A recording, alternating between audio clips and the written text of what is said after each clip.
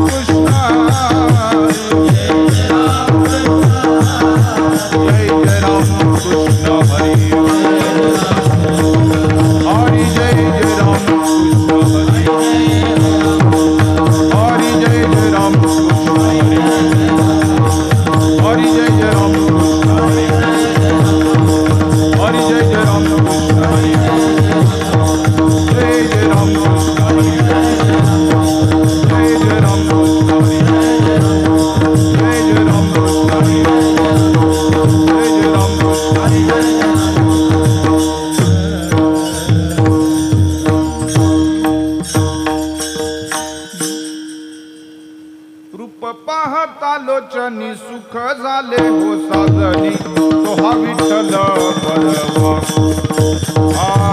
तो हा माधव परवा.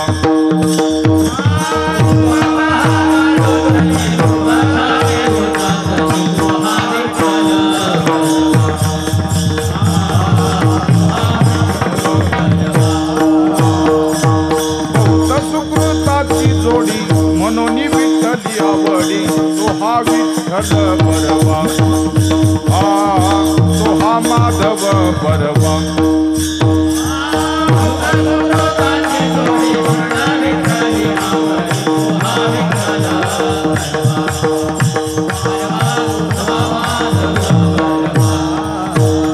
सर्व सुखाचे आगर बाप लक्ष्मा देवीवर,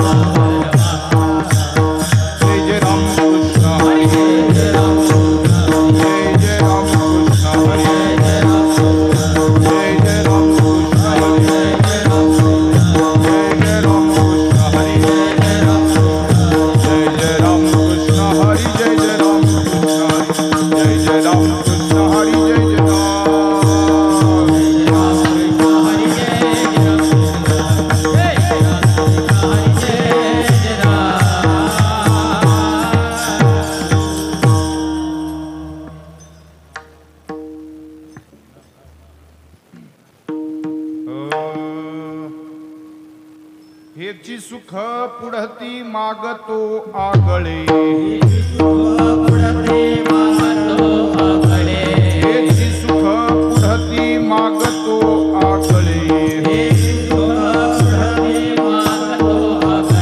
आनंदाची फळे सेवा दान,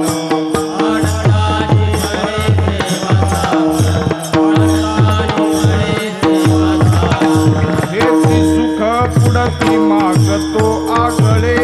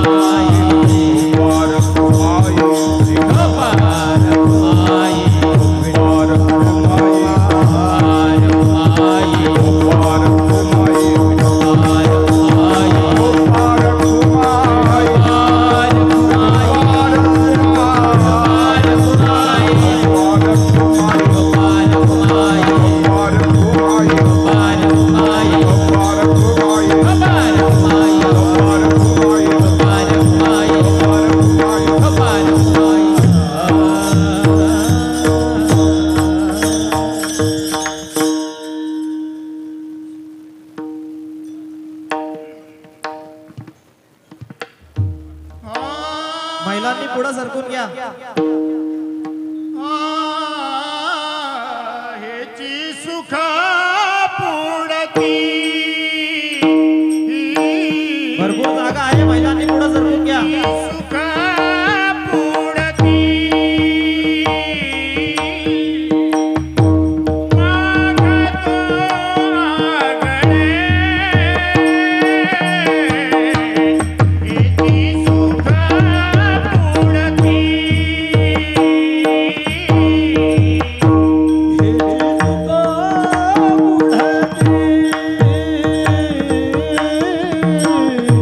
हेची सुख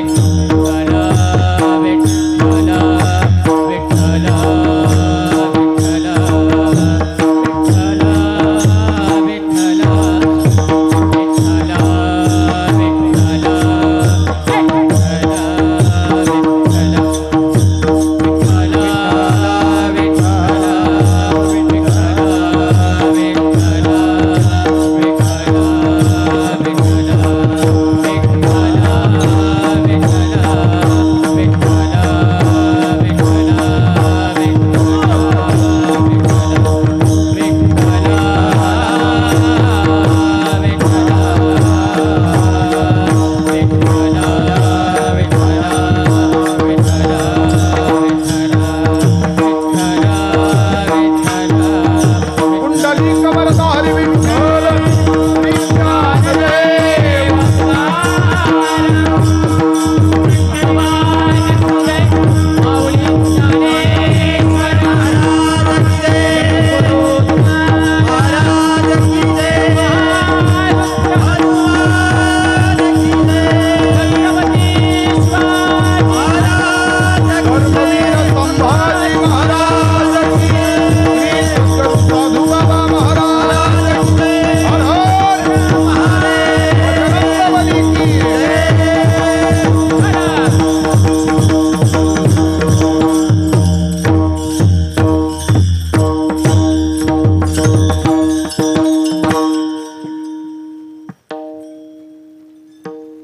हेची सुख पुढती मागतो आगळे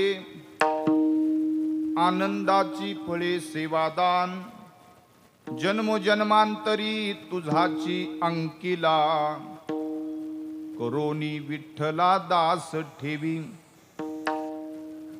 तुझा भाव आड येऊ नेदी चित्ता करावा अनंता नाश त्याचा अभय देवोनी करावे सादर क्षण तो विसरन पडावा तुका म्हणे आम्ही जे जे इच्छा करू ते ते कल्पतरू पुरविसी जन्मोजन्मांतरी तुझाची अंकिला करोनी विठ्ठला दास ठेवी भेटी लागी पंढरी नाथा जीवा लागली तळमळ व्यथा जीवा लागली तळमळ व्यथा जीवा लागली तळमळ व्यथा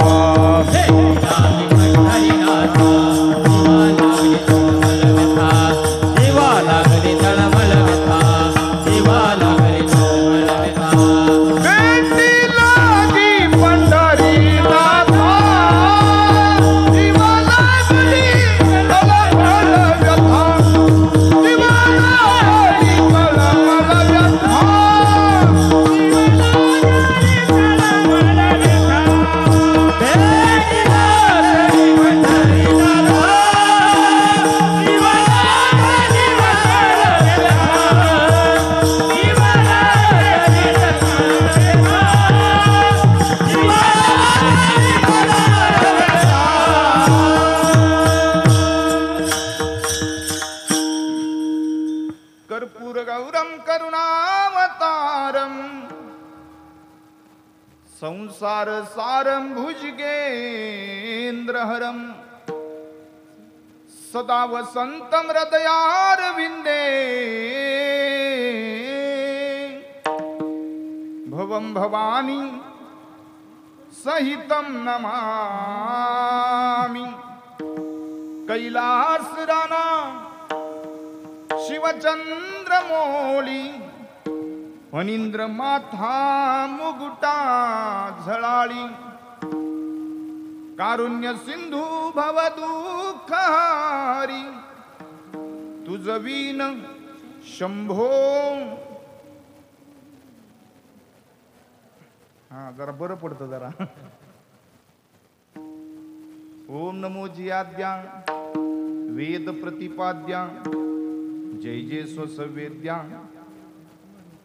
आज तर सुरुवात झाली आपली 12व्या वर्षाला. पुन्हा तपाला सुरुवात केली ना आपण पारायणाने. देवा तुची गणेशू सकलार्थ मती प्रकाशू म्हणे अवधारी जोजी.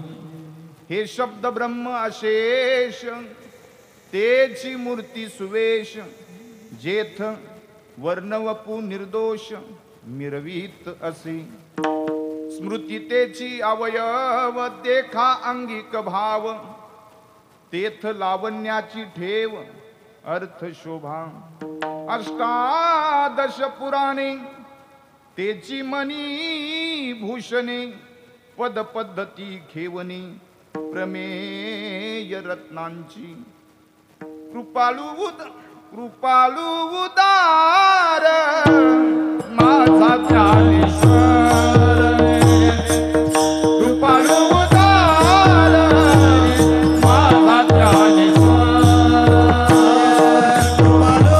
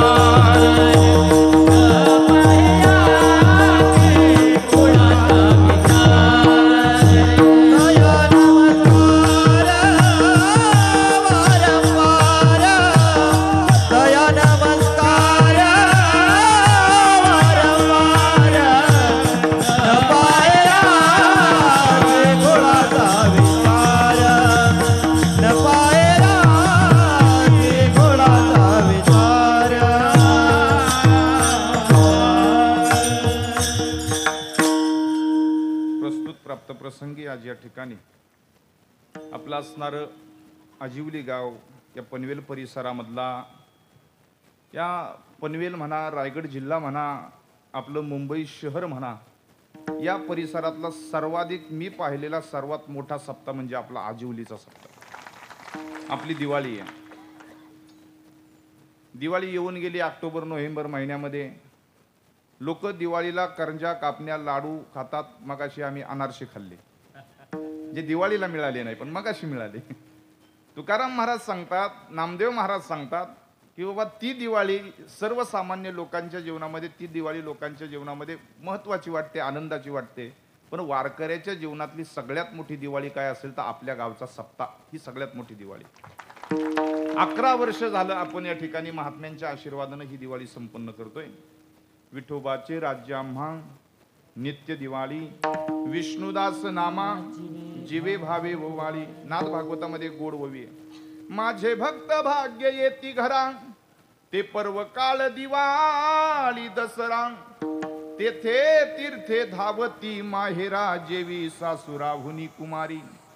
या दिवाळीला जसं व्यवहारातल्या दिवाळीला सासुरवाशीन लेक माहेराला येते, तसं या सप्ताहरूपी दिवाळीला जगातली सगळी तीर्थ इथं माहेराला येतात. ह्या दिवाळीचं हे वैभव आहे महाराज. या दिवाळीत काय तर जगातले सगळे पर्व काळ, जगातली सगळी तीर्थ इथं येतात. गेल्या म्हणजे आज 7वा आणि उद्या 8वा दिवस काल्याचा. 1 तारखेला प्रारंभ झालाय मार्गशीर्षाच्या सांगतेला, म्हणजे मार्गशीर्ष महिन्याची एकदम उत्तरार्धाचा कालखंड आणि पौष महिन्याचा प्रारंभ, या कालखंडामध्ये सुंदर असा प्रारंभ या सप्ताहाला झाला. 11व्या वर्षामध्ये श्री संत ज्ञानेश्वर महाराज हे समिती मंडळ, सेवा मंडळ अत्यंत सुंदर पद्धतीने या ठिकाणी काम करतंय. कुणाला नावाची अपेक्षा नाही, कुणाला मोठेपणाची अपेक्षा नाही.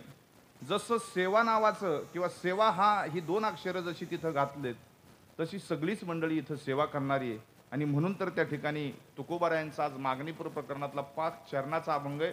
तुकाराम महाराज आज देवाकडे मागतात, पण देवा मला सेवेशिवाय दुसरं या जगातलं काहीच नको. मला जर तुला द्यायचं असेल देवा, तुम्हाला जर आम्हाला काही द्यावंसं वाटत असेल तर आनंदाची फळे सेवादान तुम्ही आमच्या पदरामध्ये, आनंदाचं फळ म्हणजे सेवा तुम्ही आमच्या पदरामध्ये घाला. हा तुकाराम महाराजांचा 5 चरणाचा गोड सर्वांच्या परिचयाचा असणारा अभंग आजच्या सेवेसाठी घेतला. सेवेला प्रारंभ करत असताना आपल्याला उशीर झालाय. आपली गाडी उशिरा निघाली. पण एक असतं पहा, गाडी ज्यावेळेस सर्व्हिस रोडवरनं हायवे रोडला एक्सप्रेसला लागती, त्यावेळेस ड्रायव्हरच्या हातामध्ये असतं वेळेत कशी पोहोचवायची ते. आपण निर्धारित वेळेमध्ये पोहोचण्याचा प्रयत्न करू. 9:30ला जिथं आपला अभंग, जिथपर्यंत कीर्तन आलेला असेल तिथपर्यंत आपण थांबण्याचा प्रयत्न करणार आहोत. कारण एवढ्या बंधनामध्ये सुद्धा आपण चाललोय, म्हणजे आपण सुद्धा मर्यादित असलं पाहिजे. काही ठिकाणी तुमचं भाग्य म्हणावं लागेल, तुमच्या सेवेचं पुण्य म्हणावं लागेल. इथपर्यंत आज कुणीच आलं नाही, आपला सप्ताह सुखरूप चाललाय, हे आपलं भाग्य आहे. 2 कार्यक्रम महाराष्ट्रात असे चाललेत की त्या 2 कार्यक्रमांना महाराष्ट्रामध्ये कुणीही विचारायला आलं नाही. म्हणजे सरकारने तिथं दहशत दाखवली नाही. सरकार कुठेही दहशत दाखवायला जातं, पण हे महाराष्ट्रातले 2 कार्यक्रम, एक उल्लेख करतो. हरिभक्तीपरायण वारकरी संप्रदायाचे उपासक, पाईक, आदरणीय, प्रातस्मरणीय, पूजनीय माधवबाबा घुले यांचा सप्ताह किंवा त्यांच्या अभिष्ट चिंतनाच्या निमित्तानं नाशिकला इगतपुरी घोटीमध्ये, त्या ठिकाणी तो हजारो लोकांच्या उपस्थितीमध्ये बाबांचा कार्यक्रम चालू आहे. त्याचाही आज जागर आहे आणि उद्या काल्याच्या कीर्तनाने त्याही सप्ताहाची सांगता होणार आहे. तिथं जसं एक महात्म्याचं जीवन, महात्म्याचं अभिष्ट चिंतन होत आहे, तिथं एक जसे साधू आहेत, तिथं आपल्याकडे सुद्धा एक साधू आहेत. सांगू, देवाच्या गावाला जायला सोपं आहे. पंढरपूरला जायचंय, जाता येईल, सोपं आहे. जाऊ देवाची या गावा, काय करतो देव? देव देईल विसावा. बरं, संताच्या गावाला जायला सोपं आहे, ज्ञानेश्वर माऊलींकडे जायला सोपं आहे. तसं तितकं सोपं नाही या करोनाच्या काळात, पण तरी देखील सोपं आहे असं म्हणू आपण. ज्ञानोबारायांच्या गावाला चला आळंदीला जाऊ, ज्ञानेश्वर डोळा पाहू, ज्ञानोबारायांच्या गावाला सुद्धा जाणं सोपं आहे. तुकाराम महाराजांच्या देहूला जाणंही सोपं आहे. पण आळंदीतून एखाद्या साधूनं आपल्या गावाला येणं सगळ्यात अवघड गोष्ट असेल तर आळंदीतून एखाद्या साधूने आपल्या गावाला यावं आणि आपल्या 8 दिवसाचा मुक्काम करावा, हे आपल्या कपाळावरच्या रेषांचं भाग्य म्हणावं लागेल आपल्याला. आज शांतीब्रह्म आदरणीय, पूजनीय, वंदनीय, प्रातस्मरणीय एकनाथजी महाराज कोष्टी बाबा आज आपल्या सगळ्यांमध्ये उपस्थित आहेत. मी बोलून गेलो, एका साधूचं अभिष्ट चिंतन चालू आहे म्हणून तिथं कुणीही गेलं नाही. कोरोना सुद्धा फिरकला नाही, फिरकणार नाही. आणि इथं एक साधुत्व मृदंग वाजवायला उभं आहे. इथं उद्या असं पेपरला द्या, आमच्या कोष्टी बाबांच्या वाजवण्यानं इथला करोना, डेल्टा आणि ऑमिक्रॉन पळून गेला मुंबईमधून, असं पेपरला द्या. सांगावं लागेल आपल्याला. इतकी सोपी गोष्ट नाही महाराज. मी काय बोललो की साधू एखाद्या गावाला येणं खूप अवघड आहे. आणि जर एखाद्या गावाला जर साधू येत असेल तर नाथ महाराज काय सांगतात ऐका. जे गावी वसती माझे भक्त, तत्संगे तो गाव पुनीत. जे देशी वसले साधू संत, दो देश पवित्र त्यांचे. ज्या गावामध्ये माझे भक्त राहतात त्या भक्तांच्या पुण्याईनं त्या गावचा कारभार सुरळीत चाललेला असतो. आणि ज्या गावामध्ये माझे साधू येतात त्या साधूच्या पुण्याईनं त्या देशाला पवित्र करण्याचं सामर्थ्य त्या साधूचं असतं. म्हणून चालतं बोलतं तुमच्या आमच्यातलं साधुत्व. संत शांतीब्रह्म एकनाथ महाराजांना आपण पाहिलं नाही, पण एकनाथ महाराजांनंतर महाराष्ट्र 2 व्यक्तितत्वांना शांतीब्रह्म म्हणतो. कुणाला? पहिलं कुणाला? आदरणीय बाबांना शांतीब्रह्म हरिभक्तीपरायण पूजनीय आदरणीय शांतीब्रह्म मारुती बाबा कुढेकरांना महाराष्ट्र शांतीब्रह्म म्हणतो. आणि नंतर कुणाला शांतीब्रह्म महाराष्ट्र म्हणत असेल तर आदरणीय बाबांना म्हणतो महाराष्ट्र.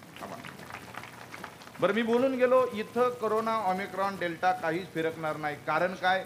ज्या गावाला साधू असतात त्या गावाला देव असतात. का बरं? ज्या गावाला साधू आहे त्या गावाला देव आहे. माझ्याकडे पुरावा आहे. आणि वारकरी संप्रदायात जर पुरावा नसेल तर त्याला पुरावा, असं पाटील महाराज सांगतात. विठ्ठल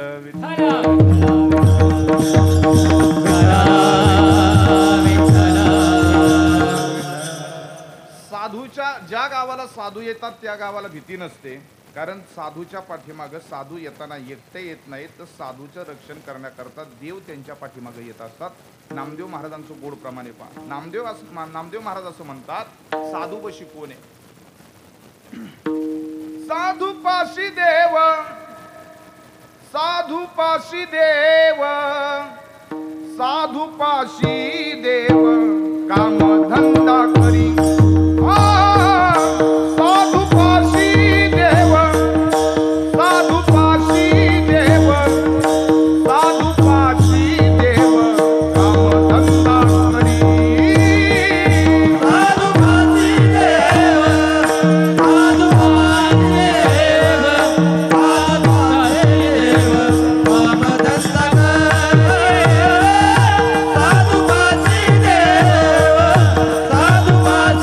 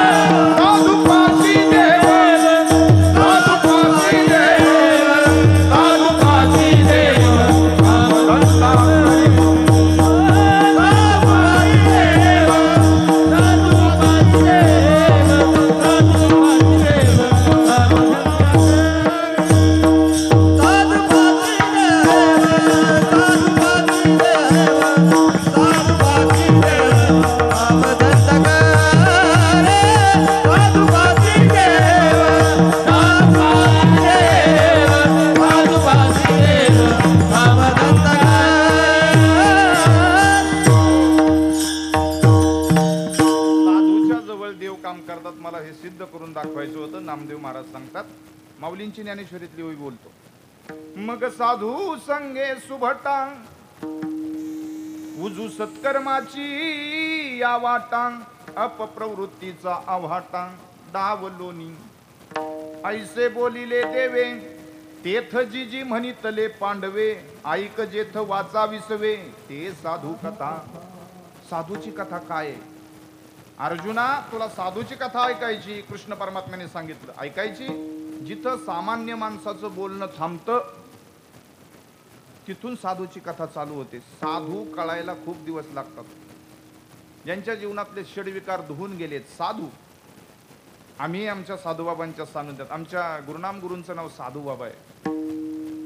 साधू म्हटल्यानंतर काय, 6 विकार धुवून जाण्याचं सामर्थ्य साधू तत्वामध्ये.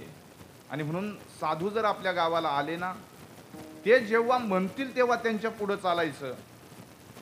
ते जोपर्यंत म्हणत नाहीत तोपर्यंत त्यांच्या मागच चालायचं. कारण देवानी मर्यादा सांगितली, साधूच्या शहाण्याच्या मोठ्याच्या पुढं कधी चालायचं नाही, माग चालायचं. आपली माणसं लय चमत्कारिक, पुढं पुढं नाही का. जर आपलं कल्याण व्हावं तर साधूच्या माग चालावं का. नामयाच्या मागे सगळ्यांना प्रामाण्यात चाले केशीराज. नामदेव महाराजांच्या पाठीमागं कोण चालायचे, कशासाठी? लागावयारच. हो, साधूची सेवा देवाला अपेक्षित आहे. संताचे हे सुख झाले या देवा आणि मनवनी सेवा करीत यांची. संताचं सुख देवाला झालं म्हणून त्या ठिकाणी देव त्यांच्या सेवेसाठी येतो. तेथे माझा काय, कोण तो विचार. आणि काय मागतात? साधूच्या संगतीमध्ये सुख सुद्धा आहे आणि साधूच्या संगतीमध्ये सेवा सुद्धा मिळते. तुकोबारायांचं म्हणणंच आहे, हेची सुख पुढती मागतो आगळे. देवा, आम्ही तुमच्याकडं मागतोय, आगळं मागतोय, जरा वेगळं मागतोय. आम्हाला कोणतं सुख पाहिजे? सेवेचं सुख पाहिजे. जिथं सेवा आहे तिथं सुख आहे, जिथं काम आहे तिथं कष्ट आहे. सेवेची व्याख्या एकाच वाक्यात, न सांगता केली जाते तिला सेवा म्हणतात, आणि सांगितल्यानंतर केले जातं त्याला काम म्हणतात. जर एखादा कार्यक्रम झाल्यानंतर इथं साफसफाई न सांगता करत असेल तर समजून जायचं तो सेवक आहे.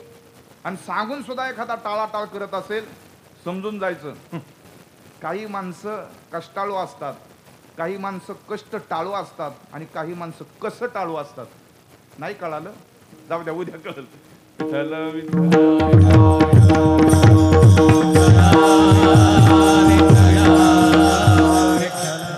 म्हणून साधूच्या सेवेसाठी देव येत असतात. तुकोबारांचं सांगणे, देवा आम्हाला हे सुख पाहिजे. प्रभुराम राजे झाले. राजे झाल्यानंतर सगळ्यात आनंद झाला होता भरतांना. भरत साधू आहे.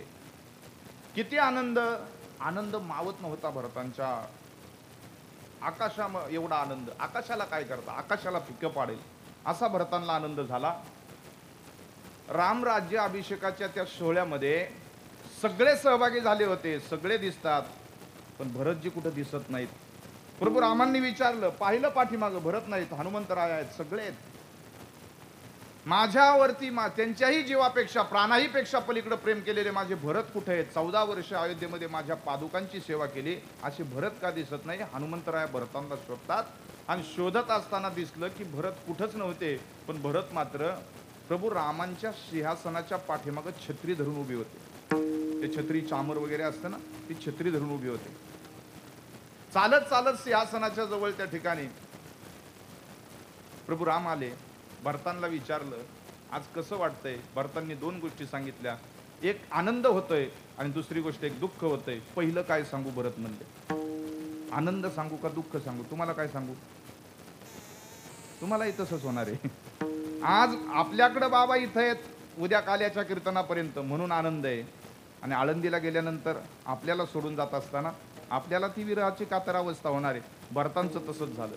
बरंच सांगतात, आनंद आहे मला. आनंद कशाचा आहे? माझा राम राजा झाला याचा आनंद आहे. पहिली गोष्ट आनंदाची सांगितली. आणि दुःख याचं आहे, माझ्यामुळं प्रभू रामांना 14 वर्ष राजा होण्यासाठी वाट पाहावी लागली, याचं दुःख आहे. साधूचं अंतकरणच व्यापक असतं, साधूची व्याख्याच करता येत नाही आपल्याला. विठ्ठल विठ्ठल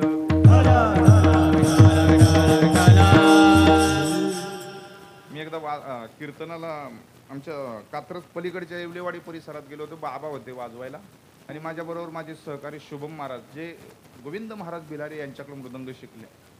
ते शुभम महाराजांचे गुरुबंधू आहेत महाराज. आणि सहज मोठं कोण असतं, जो लहानाला सुद्धा आपली जागा देतो तो माणूस मोठा असतो.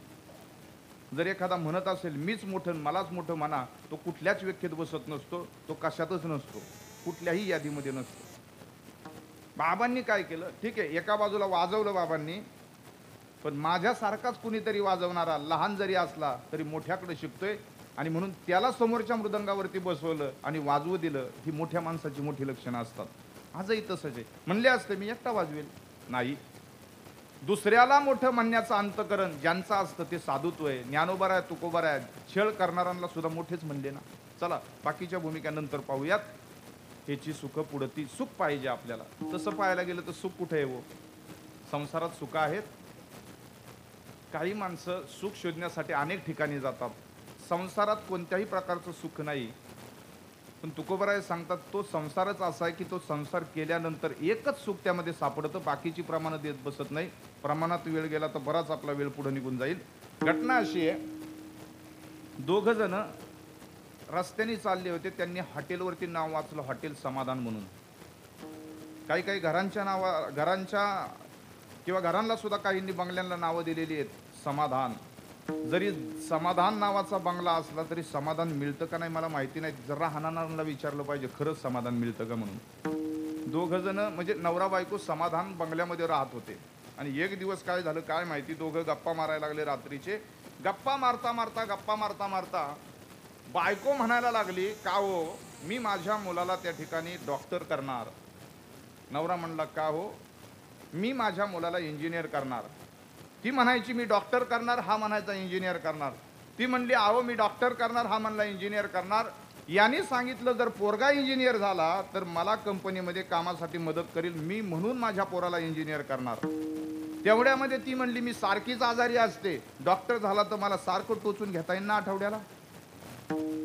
मला तो त्या ठिकाणी इंजिनियर नाही, मला डॉक्टरच हवाय.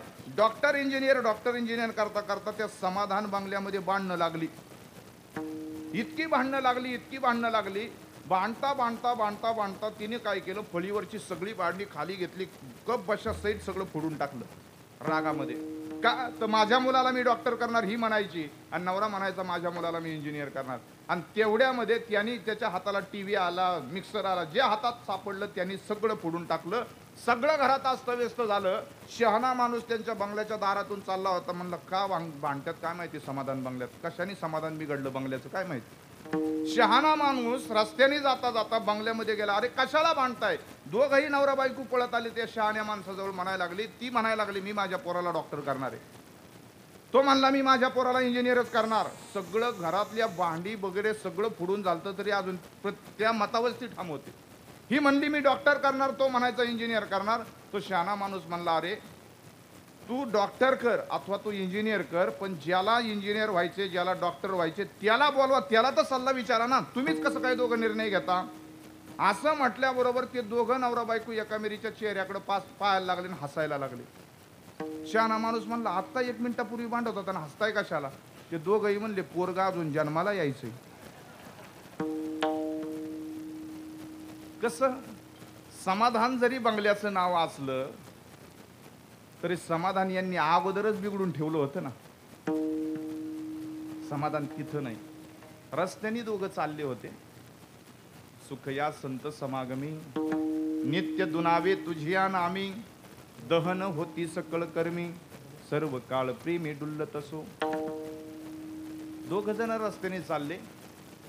हायवेने जात असताना ते थांबले, कारण हॉटेलचं नाव त्यांना समाधान दिसलं. समाधान हॉटेल दिसलं. त्यांना असं वाटलं बघू तर खरं हॉटेलमध्ये खरंच गेल्यानंतर समाधान मिळतंय का.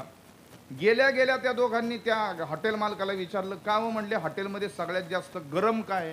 तो हॉटेलवाला पण पुढचा होता. तो म्हणला सगळ्यात जास्त गरम म्हणला इथला इस्तू आहे. इस्तू कळतो हा. म्हणला इस्तू आहे. ते दोघं म्हटले मग 2 प्लेट इस्तू द्या. आणला ना 2 प्लेट वेटरनी इस्तू. हे टेबलावरती बसले, खिशातून सिगरेट काढली, पेटवली, दूर काढत गेले निघून. बघता काय माझ्याकडं. याच्यात कुठं समाधान असतं का? लोक नको त्याच्यात विषयात समाधान मानतात, समाधान तिथं नाही. विठ्ठल विठ्ठल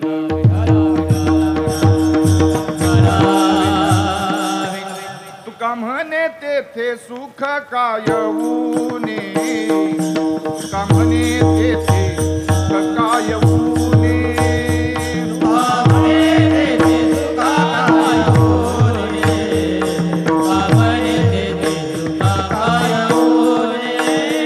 तुका म्हणे तेथे सुख कायऊने, तुका म्हणे तेथे सुख कायऊने.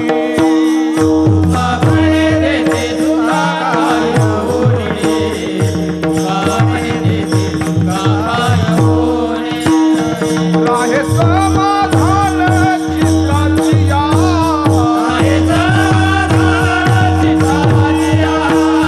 राहे समाधान चित्ताची या,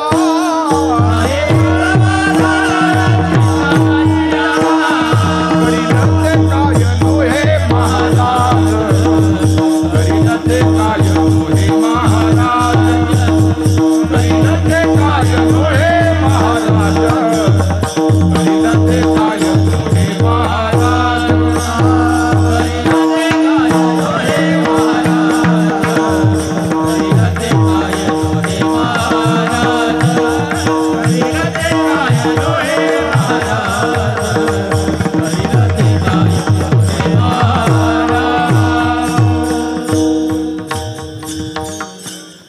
तुकाराम महाराज म्हणतात की सेवा, कुटुंबाची सेवा करत होतो, पण कुटुंबाची सेवा करता करता सुख नाही हाताला लागलं. करिता या संसार तापे तापलो मी देवा, करिता या सेवा कुटुंबाची, कुटुंबाची सेवा करता करता देवा त्रास झाला रे.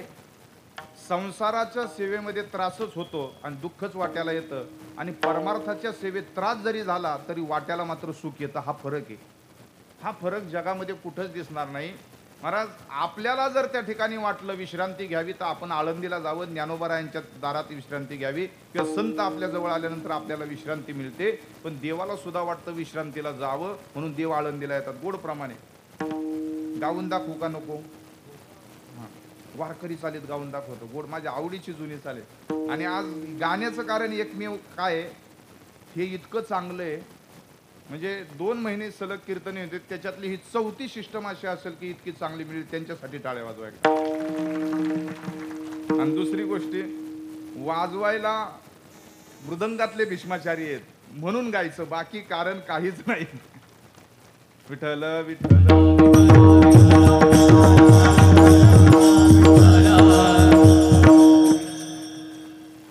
नामा म्हणे देवा, नामा म्हणे देवा, चलात या ठाया, चलात या ठाया, चलात या ठाया, नामा म्हणे देवा,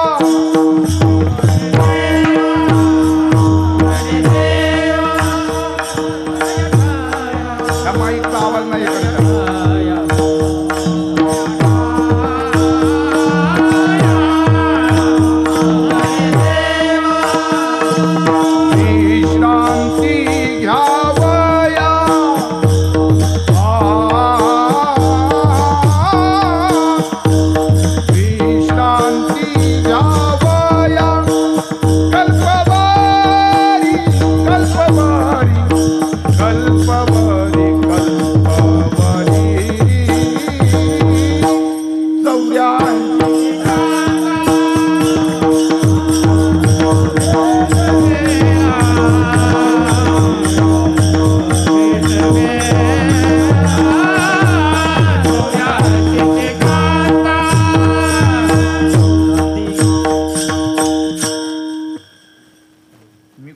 तोपर्यंत उरकून घेतलं तुम्ही. विठ्ठल विठ्ठल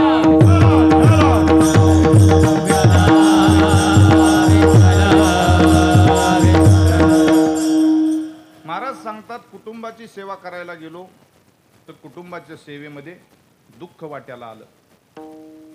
पण तुकोबारांनी एक भाग्य सांगितलं, म्हणले की तुका म्हणे मज न घडता सेवा आणि पूर्वपुण्य ठेवा. पाठीमागच्या आयुष्यामध्ये पण इथून पाठीमागं मला कधी सेवा घडली नव्हती, पण आता कळालं थोडी सेवा केल्यानंतर मोठा मेवा मिळतो. म्हणून देवाकडे सेवा मागण्याचं कारण काय असेल तुकोबारायांचं? कारण सेवेमध्ये मेवा आहे. गुरुदेव चैतन्यजी महाराज देगलूरकर यांच्या मुखातलं वाक्य सांगतो, सेवा म्हणजे दुसरं तिसरं काही नाही, तर सेवा म्हणजे हे मोक्षाचं द्वार आहे. संप्रदायातली कोणती सेवा करा, कोणतीही सेवा करा, कशीही करा, ती आपल्याला मोक्षाच्या दारापर्यंत नेऊन ठेवते. ही सेवेची ताकद आहे. म्हणून सेवा. म्हणून तुकाराम महाराजांचं अभंगाच्या पहिल्या चरणामधलं मागणं, हेची एक पुढते हेची सुख पुढती मागतो आगले मागतो आगले हेची सुख पुढते मागतो आगले मागतो आगले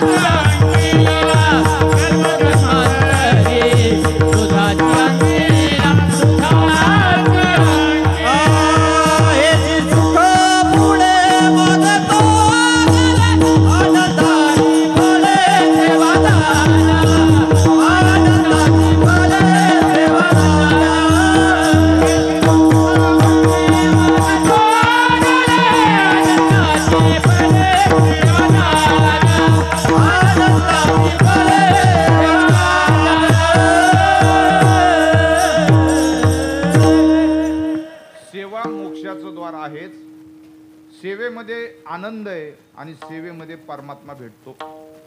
आता लक्ष्मीकडे काय कमी होतं का? पण ज्ञानोबारा काय म्हणतात, त्या लक्ष्मीला सुद्धा काय करावी लागली? ओवी किती गोड आहे ना. मग सर्वस्वे करोनी सेवा अभिमान सांडोनी पांडवा पाय धुवावयाच्या दैवा पात्र झाली. म्हणजे लक्ष्मीने सेवा केली ती फक्त देवाच्या पायाजवळच पोचली हो. पाय धुवायचं दैव तिला प्राप्त झालं. महाराज संतांचं समग्र मोठ्या माणसांचं सांगणं, लक्ष्मी सुद्धा देवप्राप्तीसाठी सेवा करते, पण आपण लक्ष्मीच्या प्राप्तीसाठी काय काय करतोय हे ज्याचं त्यालाच माहिती. आपण रात्रंदिवस लक्ष्मीच्या प्राप्तीसाठी उठाठेव करतोय, पण त्या लक्ष्मीला माहिती आहे लक्ष्मीत मजा नाही, मजा आहे ती परमात्म्याच्या पायामध्ये. म्हणून तिनं सेवा केली. येथ सेवा हा दारवंटा स्वाधीन करी सुभटा ओळांगुनी. माऊली सुद्धा सांगतात, तुझी सेवा करीन मनोभावी. पुढं माझे मन रंगले गोविंदी ओ नवसिये ओ माझे नवसिये आणि पंढरीचे दैवत. तुम्हाला येतंय सगळं म्हणूनच मी वधवून घेतोय, बरं पडतं जरा, असं मदत होती मधून. आणि तात्या सांगतात कीर्तनकाराला, गायन करणाराला आणि स्वयंपाक करणाराला कधीच सर्दी होऊ नये बरं, होऊ नये. हां, मी 4 दिवस ॲडमिट होतो. रात्री मी डिस्चार्ज घेतला. घाबरू नका, निगेटिव्ह आहे रिपोर्ट. मी ॲडमिट याच्यासाठी होतं, मला बॉडी पेन होतं तर म्हणून होतं. नाहीतर लोकच मी ॲडमिट म्हटल्यानंतर लोकांना वाटतं याचा काय रिपोर्ट पॉझिटिव्ह होता का काय. तसं काही नव्हतं. रात्री तसं सुखरूप बाहेर आलोय. मी काय मुद्दा बोलत होतो की म्हणजे हे सर्दी वगैरे थोडेसे आता सांगणं पण चुकीचं आहे मला सर्दी झाली म्हणून. का बरं चुकीचं आहे? परत टेस्ट करायला लागेल. आता पॉझिटिव्ह ही अक्षरं जितकी खराब झालेत. आम्ही पूर्वी असं म्हणायचो की माणसाचा रक्तगट कोणताही असला तरी चालेल, पण विचाराचा गट मात्र बी पॉझिटिव्ह पाहिजे. आता ते पॉझिटिव्ह सांगणं अवघड झालंय. पॉझिटिव्ह म्हटलं की लोक आपल्याला उठून लावतील, चला मंडपाच्या बाहेर व्हा, इथं आमच्याकडे पॉझिटिव्ह चालणार नाही. विठ्ठल विठ्ठल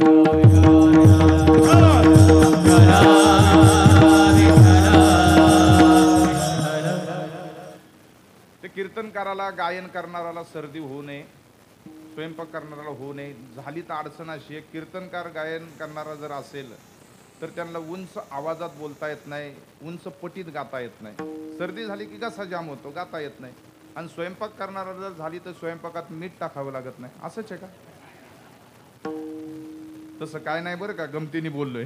विठ्ठल विठ्ठल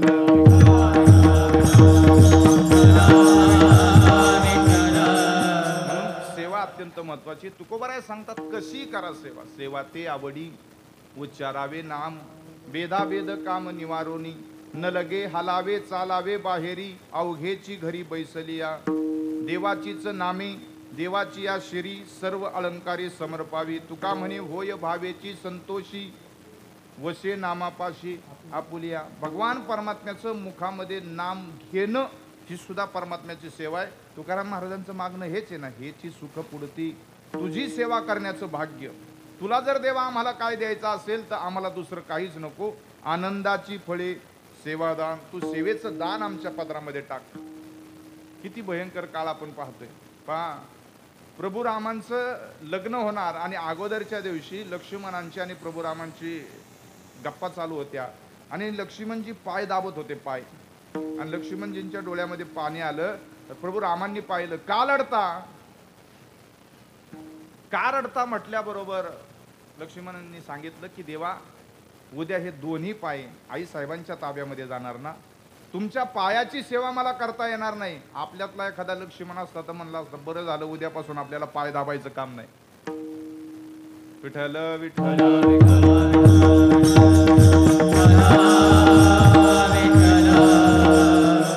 मला प्रभू रामांच्या पायाची सेवा करता येणार नाही म्हणून डोळ्यात पाणी आलेलं या देशातलं या ठिकाणी एक साधुत्व आहे लक्ष्मणजी. चला, म्हणून सेवा खूप महत्वाची आहे. भयंकर काळ आपण पाहिला. 20 महिने इतक्या भयंकर काळामध्ये आपण त्या ठिकाणी अडकलो होतो. या 20 महिन्याच्या काळामध्ये सगळ्यांनी खूप काही सहन केलं. आणि आता काय करायचंय? आता सगळ्यात महत्वाचं पहिलं काम करायचं, बातम्या पाहायच्या नाहीत. माणसं रोगाने कमी गेली आणि घाबरून जास्त गेली. आणि त्याच्यामध्ये सगळ्यात पहिलं काम आपल्या सगळ्यांचं, ज्याला भीती वाटते ना त्यांनी बातम्या पाहायच्या नाहीत आणि कोरोनाचं नाव घ्यायचं नाही, करोना करायचं घ्यायचं. हा, म्हणजे जो आपल्यावरती कृपा करणार आहे त्या परमात्म्याच्या नामाचं चिंतन करायचं. कारण सगळ्यात रामबाण औषध याच्यावरची काय असेल तर नामाच्या चिंतने 12 वाटा फळती विघ्ने. 20 महिन्याच्या काळामध्ये लोक इतकी त्रस्त झाली होती. आपण कुठंतरी आत्ताशी बाहेर पडायला लागलो होतो, कुठंतरी कार्यक्रम चालू झाले होते. आमच्याकडे शहरामध्ये असं होतं पाठीमागच्या काळात, त्याला एकदा फक्त बाहेरून फिरून आणा, त्यांनी खूप उड्या मारल्यात ना.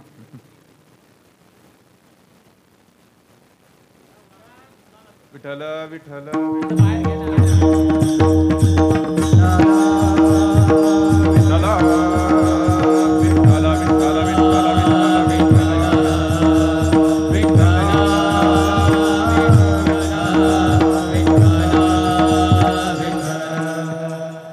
आत्ताच कुठंतरी चालू झालं होतं आणि बातम्या यायला लागल्या.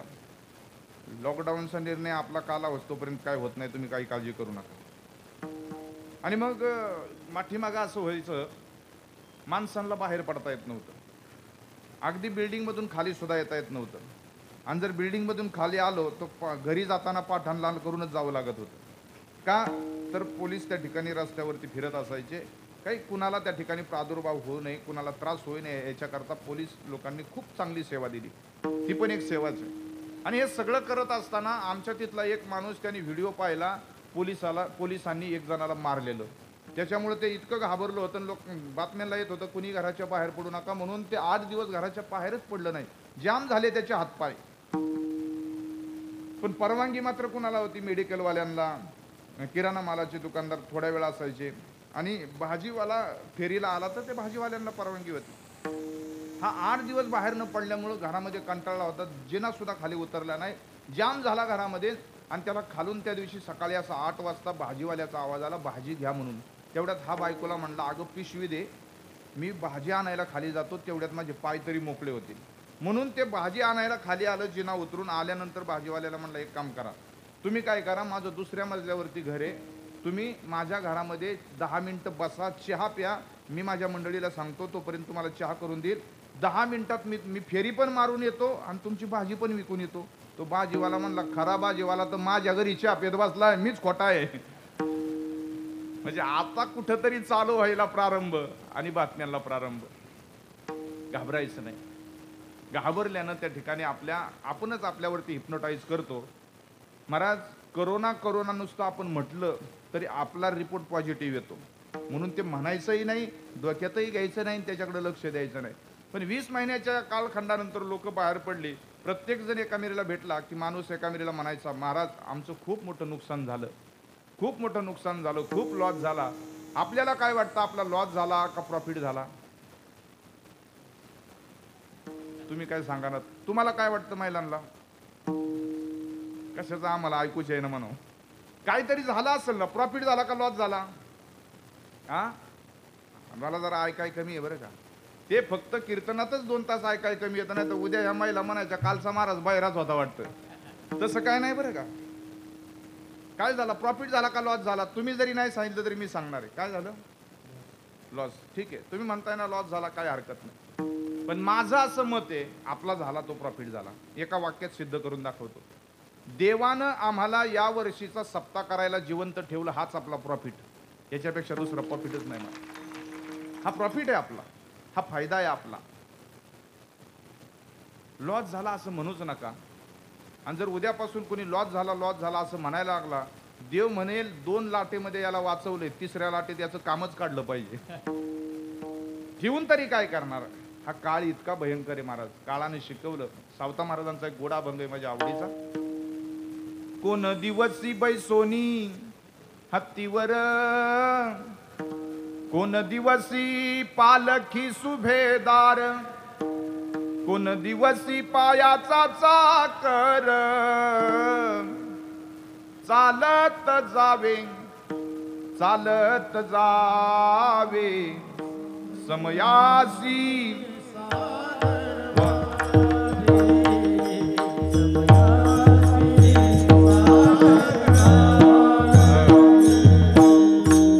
समयाला सादर व्हायचे 9:15 वाजले.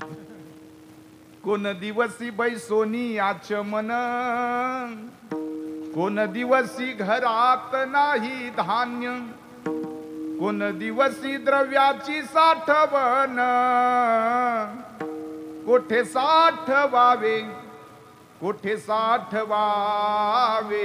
समयासी. काय नाही दिलं देवाने, काय देत नाही देव आपल्याला. आपल्याला एवढ्या भयंकर काळात जिवंत ठेवलंय तरी आपल्याला मान्य नाही. बरे झाले आजीवरी, नाही पडलो मृत्यूच्या हारी, वाचोनी आलो यथवरी, उरले ते हरी तुम्हा समर्पण. सावता महाराज सांगतात, जीवनाचा खूप चांगला आनंद घ्या, प्रामाणिक राहा. परिणाम सगळं काही करत असताना एक दिवस असा येईल, तो यम येईल आणि आपल्याला घेऊन जाईल.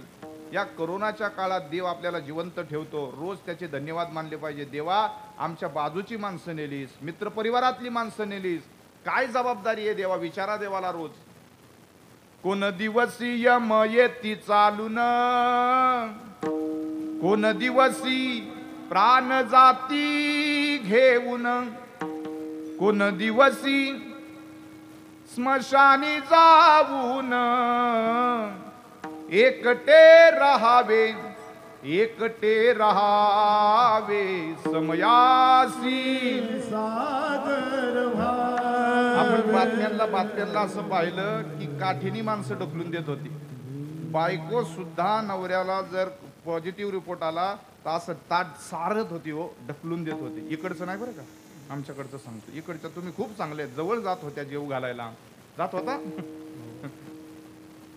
कोण दिवसी होईल सद्गुरु कृपा, कोण दिवसी जन्माच्या खेपा, कोण दिवसी सावताच्या बापा,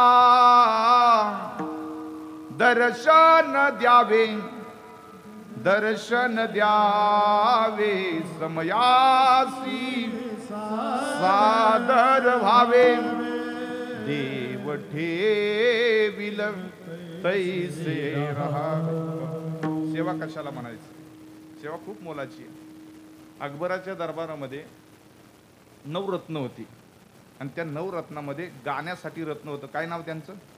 तानसेन नावाचं रत्न होतं. तानसेननी गाणं गायलं की अकबराला समाधी लागायची.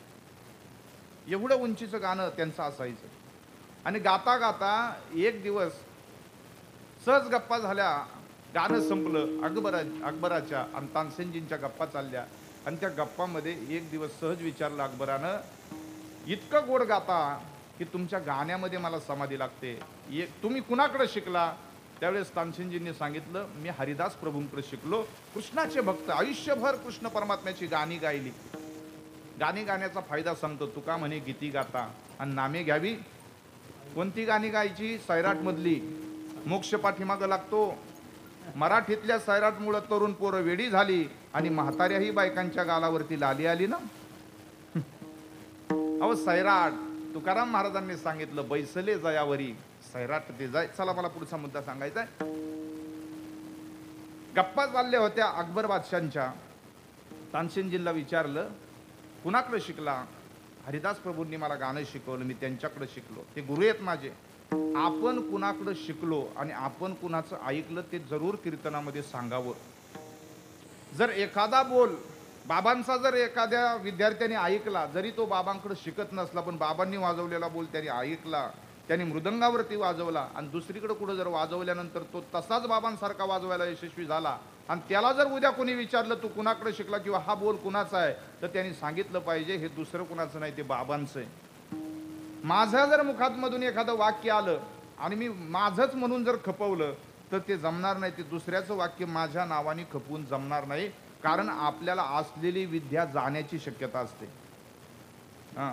कारण सांगू, दुर्योधनाकडं भीमाकडं अशी विद्या होती. भीमानी जर एखादं फळाने लगडलेलं झाड पाहिलं आणि त्या फळाने लगडलेल्या झाडावरती जर गदा भीमानी खोडामध्ये मारली तर सगळी फळं खाली पडायची आणि ढीग लागायचा. अशी भीमाकडे विद्या होती. आता मी भीमा सारखा आहे पण विद्या नाही होत असली माझ्याकडे. आणि मग एक दिवस हे दुर्योधनाने पाहिलं. दुर्योधन हुशार. दुर्योधनाने पाहिल्यानंतर म्हणले, भीम असं करतो, गदा मारतो खोडावरती, झाडाची सगळी फळं खाली पाडतो, ढीग लावतो. पाहिल्याबरोबर दुर्योधनाच्या हातात गदा होती. कुणीच नाही अशी जागा पाहिली. झाडाजवळ गेला, फळांनी लगडले झाड होतं, खोडावरती गदा मारली. गदा मारल्याबरोबर तसंच झालं, सगळी फळं खाली पडली, ढीग लागला. दुर्योधनाला खूप आनंद झाला. भीमापेक्षा माझ्याकडे खूप आहे. पाहिलं कुणाचं होतं? आणि हे गुरु द्रोणाचार्यांनी लांबून पाहिलं आणि द्रोणाचार्य जवळ आले आणि दुर्योधनाला विचारलं, काय दुर्योधना आश्चर्य आहे रे, खोडावरती गदा मारतो, सगळी झाडाची फळं खाली पाडून त्याचा ढीग लावतो. खरं सांग दुर्योधना, कुणाकडे शिकला? दुर्योधनाने सांगितलं, मी नाही कुणाकडे शिकलो, माझ्याकडेच क्लास लावला होता त्या भीमानी. बर, मग द्रोणाचार्य म्हणले, तुझ्याकडे क्लास लावला होता का? चल म्हणली, जरा पुढं चल. थोडं पुढं नेलं, फळांनी लगडलेलं झाड पाहिलं आणि पाहिल्याबरोबर सांगितलं, भीमा, दुर्योधना, गुरु द्रोणाचार्य सांगतात, हे झाड खूप फळांनी लगडलेलं आहे रे, आता मार बरं याच्या खोडावरती गदा. तसंच केलं. हातामध्ये गदा घेतली आणि जोराची गदा खोडावरती झाडाच्या मारली, पण एकही फळ खाली पडलं नाही. कारण काय? खोटं बोलला. अहंकार जागा झाला.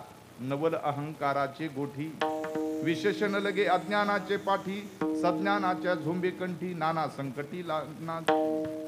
चला तसं तानसेनजींनी कबूल केलो, माझे हरिदास प्रभू गुरु आहेत, त्यांच्याकडे शिकलो. बादशाची इच्छा झाली अकबरांची, मला सुद्धा त्या ठिकाणी गाणं ऐकायचे त्यांचं. तू इतका गोड गातो, समाधी लागती, तुझे गुरु कसे गात असतील. ठरलं जायचं, कसं ठरलं, काय ठरलं मधलं सांगत नाही, ठरलं.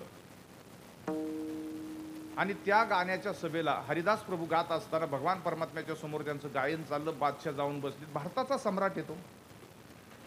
तानसेनजी बाजूला बसलेत, गाण्याचा कार्यक्रम ऐकला, गोड झाला कार्यक्रम, सुंदर झालं. आणि येत असताना तानसेन पुन्हा चर्चा झाली अकबरांची आणि तानसेनजींची. कसं झालं गाणं, तानसेननी सांगितलं, माझ्या गुरूंचं गाणं येते, प्रभावित करणारं गाणं येते, प्रभू भावित करणारं गाणं येते. त्यावेळेस अकबर बादशाहने सांगितलं, मला जेवढं तुझं गाणं आवडतं ना तेवढं विशेष काही त्यांच्या गाण्यात मला वाटलं नाही.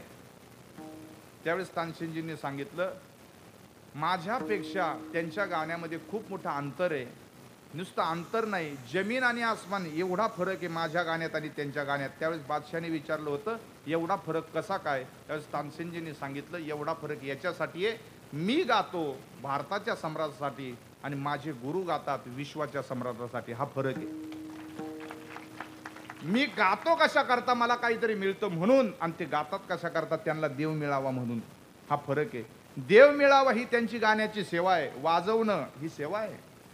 आता सेवेच्या अनुषंगाने सांगायला गेलो तर कीर्तनच इथं थांबेल. आता थोडंसं मृदंगच.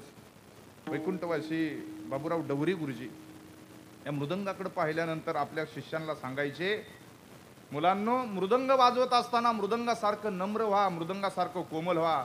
उभा मृदंग असल्यानंतर त्याच्यावरती फक्त थाप टाकता येते, त्याला वाजवता येत नाही. त्याला स्वरात लावता येईल उभा असल्यानंतर, पण त्याला ज्यावेळेस नम्र केला जातो त्यावेळेस तो दोन्ही बाजूने आपल्याला वाजवता येतो.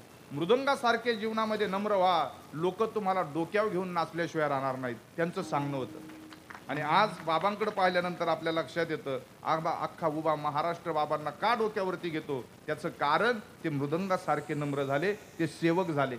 ते मृदंगाचे मालक झाले असते तर आज इथं दिसले नसते. आज ते मृदंगाचे सेवक आहेत म्हणून ते मालक आहेत. हे त्याचं उत्तर आहे. विठ्ठल विठ्ठल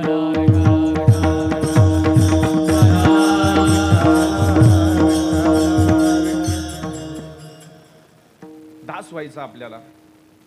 काय झालं, आळंदीच्या वारीची परंपरा हैबत बाबांनी आपल्याला पालखी सोहळा चालू केला, हे सगळ्यांना ज्ञात आहे. ग्वाल्हेरला महादजी शिंदेच्या दरबारामध्ये हैबत बाबा राहायचे. आणि एक दिवस महाराष्ट्रामध्ये आपल्या गावी यायला निघालं. सातारमधलं आरफळ नावाचं त्यांचं गाव. हैबत बाबा आरफळकर. आजही आपण आळंदीला गेलो तरी हैबत बाबांचं दर्शन घेतल्याशिवाय माऊलींच्या दर्शनाला जाता येत नाही. फक्त आता महाद्वाराचा दरवाजा बंद आहे या करोनाच्या काळात, पण हैबत बाबांच्या पायरीवरती आपल्याला जावंच लागतं, डोकं ठेवावंच लागतं, दर्शन घ्यावंच लागतं, तेव्हा माऊलींच्या दर्शनाला आपण जातो. हे हैबत बाबा कोण? सरदार महाराष्ट्रातले होते आणि ग्वाल्हेरला महादजी शिंदेच्या दरबारामध्ये सरदार होते. प्रचंड मोठं सामर्थ्य होतं. एक सरदार त्या काळचा म्हणजे आताच्या खासदाराची जेवढी ताकद, जेवढं सामर्थ्य, तेवढं सामर्थ्य एका सरदाराचं. महाराष्ट्रात यायला निघालं. काही रानामधल्या जंगलामधल्या आदिवासी टोळ्यांना त्यांना त्या ठिकाणी रानावनामध्ये जंगलामध्ये अडवलं. पूर्वी घोड्याचा प्रवास होता. प्रचंड मोठी संपत्ती घेऊन महाराष्ट्रात निघाले. मध्य प्रदेशवरनं महाराष्ट्र यायचंय. जंगलाचा प्रचंड मोठा भूभाग लागला आणि त्या जंगलामध्ये राहणाऱ्या लोकांनी त्यांना त्या ठिकाणी अडवलं चोरीच्या हेतूनं. कुणीतरी मोठा दिसतो, सम्राट दिसतो म्हणून काही टोळ्यांनी अडवलं, पकडलं, सगळं धन काढून घेतलं आणि कैदेमध्ये त्या ठिकाणी टाकलं. कैदेमध्ये टाकलं याच्यासाठी त्या लोकांचा काहीतरी उत्सव होता आणि उत्सवामध्ये नरबळी द्यायचा होता. त्या दिवशी रात्रभर हैबत बाबांना खोलीमध्ये डांबून ठेवलं. ही मी कथा थोडक्यात सांगतोय वेळेअभावी. खूप गोड कथा आहे, विस्ताराने सांगण्यासाठी तितकी वेळ नाही म्हणून. डांबून ठेवलं. हैबत बाबांच्या जवळ त्याही काळामध्ये ज्ञानेश्वरी होती. जवळ ज्ञानेश्वरी होती. ज्ञानोबारायांचं चिंतन करत होते. रात्रभर त्या खोलीमध्ये ज्ञानेश्वरीचं ज्ञानोबारायांचं चिंतन केलं आणि दुसऱ्या दिवशीच्या सकाळी बळी दिला जाणार होता. पण पहाटेच्या काळात असं झालं, त्या आदिवासी लोक आहेत त्यांच्या प्रमुखाला म्हणजे त्यांच्या राजाला, त्या जंगलाच्या राजाला मुलगा झाला आणि त्या जंगलामध्ये आनंद उत्सव साजरा केला. राजाने असा विचार केला, वर्षानुवर्ष आपल्याला काहीच होत नव्हतं, आता आपल्याला मुलगा झाला, आता कुठली आघटित घटना नरबळी द्यायचा नाही असा विचार केला आणि ज्यांना पकडले त्यांना सोडून द्या असं सांगितलं. हैबत बाबा सुखरूप सुटले, पण हैबत बाबांनी प्रामाणिकपणे कबूल केलं, मी जर सुखरूप कशाने सुटलो असेल तर माऊलींच्या चिंतनानं आणि ज्ञानेश्वरीनं. ज्ञानेश्वरी आपल्याला सगळ्यातून सोडवणारी आहे. एवढंच बोलणार आणि थांबणार आहे पुढे जाऊन. आम्ही 27 सप्टेंबरला ज्ञानेश्वरीचं पारायण करण्याचा प्रारंभ केला. पारायण कसं करायचं तर पारायण लेखी पारायणाचा प्रारंभ केला. रोज 25 ओव्या लिहिल्या तर 365 दिवसामध्ये आपल्या 9033 ओव्या लिहून होतात. पारायण कसं करायचं आणि पारायण ऐकायचं असेल तर बाबांचा चॅनल आहे, एकनाथ महाराज कोष्टी गुरुजी या नावानं यूट्यूबचा चॅनल आहे, सबस्क्राईब करा. महाराष्ट्रातल्या नामवंत कीर्तनकाराची कीर्तनं आणि त्याच्याबरोबर आपल्याला एक सेपरेट ज्ञानेश्वरीचं सुद्धा 1 महिन्यामध्ये कसं पारायण करायचं हा सुद्धा तिथं विषय आहे. तुम्ही ते पारायण ऐका, समोर ज्ञानेश्वरी ठेवा, पारायण ऐका आणि ज्ञानेश्वरी वाचा. आपलं कल्याण झाल्याशिवाय राहणार नाही, कारण मी कल्याणच्याच मार्गाने आलेलो आहे. म्हणजे कल्याण पुढं राहतं असं पाटील महाराज सांगतात. दुसरी एक घटना अशी आहे, आम्ही प्रारंभ केला 27 सप्टेंबरला आणि हा प्रारंभ करता करता करता करता 1 नाही 2 नाही अशी लोक जोडत गेली. आता महाराष्ट्रामध्ये आपली ज्ञानेश्वरीची लेखी पारायण करणारी 25,000 माणसं आहेत. 2 महिने 3 महिने झालेत, आता 9वा अध्यायाला प्रारंभ झालाय आणि त्याच्यामध्ये 25,000मध्ये म्हणजे 70% महिला आहेत. जवळजवळ 15,000 महिलांची नोंद आहे. 15,000 महिला घरात ज्ञानेश्वरी लिहितात. आणि हे ज्ञानेश्वरी लिहित असताना एका मातेनं असा मेसेज केला होता, म्हणले महाराज रोज सकाळची कामं झाली, दुपारी मोकळा वेळ असायचा, मोबाईल हातात यायचा, यूट्यूबवरती फेसबुकवरती आणि व्हॉट्सअपवरती वेळ जायचा आणि ते कधी घरी येतात आणि आल्यानंतर आमची कधी भांडणं होतात याचीच वाट पाहत होतो. म्हणले महाराज आता 2 महिने झाले, 2 महिन्यामध्ये आमच्या नवरा बायकोचा कधीच वाद नाही, तंटा नाही, हू नाही चू नाही, इतकं आनंदाने आणि प्रेमाने आम्ही दोघं राहतोय. त्याचं एकमेव कारण काय असेल त्या माऊलीने सांगितलं की त्याचं एकमेव कारण मी ज्ञानेश्वरीचं लेखी पारायण करते, परिणाम आमच्या घरातली भांडणं मिटली. एक आई सांगते. दुसरी एक गोष्ट त्या माऊलीने सांगितलं, महाराज हातात मोबाईल असला की पोरं मोबाईल मागायची, आता मी रोज ज्ञानेश्वरी लिहिते, पोरं म्हणतात आई मी सुद्धा तुझ्यासारखी ज्ञानेश्वरी लिहू का, असं म्हणणारी पिढी आपल्याला पुढे तयार होईल. हे बाळ मगाशी इथं पाया पडायला आलं, इथं ते माझ्या पाया पडलं, त्याची आई पाठीमागं उभी होती आणि त्या आईला सांगते महाराजांच्या पाया पड. त्याचं वय पहा किती आहे. महाराज हा संस्कार नाही का, ते म्हणतंय पाया पड, असं असं करून दाखवत होतं. हे संस्कार आहेत, नकळत संस्कार. मुलांनी हातामध्ये जर मोबाईल पाहिला तर पोरं मोबाईल मागतात आणि आईच्या हातामध्ये मुलांची जर ज्ञानेश्वरी पाहिली तर ज्ञानेश्वरी मागितल्याशिवाय राहणार नाहीत. महाराज ज्ञानेश्वरीच हातामध्ये ठेवावी लागेल पुढच्या काळासाठी, आपल्याला हे गरजेचं आहे. विठ्ठल विठ्ठल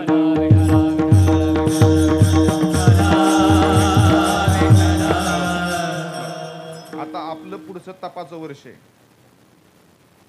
मग आपल्याला काय करता येईल. आता तुम्ही सभासद मंडळीत आहेतच आहेत, श्रोता वर्ग प्रचंड आहे.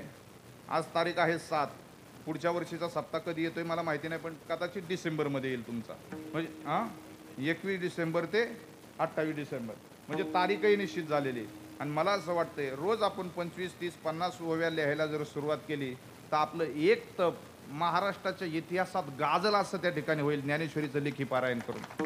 आणि त्याला बाबा साक्षीदार आहेत. आमच्याकडं नोंदीच करू नका, तुम्ही फक्त बाबांना सांगा बाबा आम्ही एक 400, 300, 400, 500 पानी वही घ्या, एक ज्ञानेश्वरी घ्या आणि पारायण प्रत घ्या आणि ज्ञानेश्वरी घरी लिहायला सुरुवात करा. आणि जर घरामध्ये बदल नाही झाला तर मग आम्हाला बोला, बदल झाल्याशिवाय राहणार नाहीत. संत सांगतात त्या घरामध्ये ही अक्षरे नव्हती देखा ब्रह्म साम्राज्य दीपिका, अर्जुना लागी चितकळिका प्रकटली असे की श्लोकाक्षर द्राक्षलत्ता मांडव झाली आस गीता, संसार पंथ श्रांता विश्वावयासी अर्जुनाचे निव्याजे, गीता प्रकाशोनी श्रीराजे, संसारा एवढे थोर ओझे फेडिले जगाचे. कशासाठी. म्हणून मने वाचा काया जो सेवक होईल येचा, तो स्वानंद साम्राज्याचा चक्रवर्ती करी. खूप ज्ञानेश्वरीवरती बोलण्यासारखं आहे. आपल्याला दास व्हायचंय. हैबत बाबा दास झाले. हैबत बाबा तिथून कुठे गेले? गावाला नाही गेले. ज्ञानोबारायांची आयुष्यभर सेवा केली. आज वारकरी म्हणजे आपण जरी वारीला जात असलो तरी आपल्या पालखी सोहळ्याचे हैबत बाबा मालक आहेत, कारण ते सेवक झाले म्हणून आज ते मालक आहेत. इथला सेवक तो मालक होत असतो. आणि म्हणून तुकोबाराया देवाला म्हणतात, देवा माझ्या अगोदरच्या 7 पिढ्यांनी तुमची सेवा केली हो, आमच्या अगोदरच्या 7 पिढ्या तुमची सेवा करत होते, आणि म्हणून देवा आम्हाला तुमचं दास करून ठेवा. अभंगाचं दुसरं चरण. जन्मांतरी तुझाच अंकिला, जन्मोजन्मांतरी तुझाच अंकिला, जन्मोजन्मांतरी तुझाच अंकिला, जन्मोजन्मांतरी तुझाच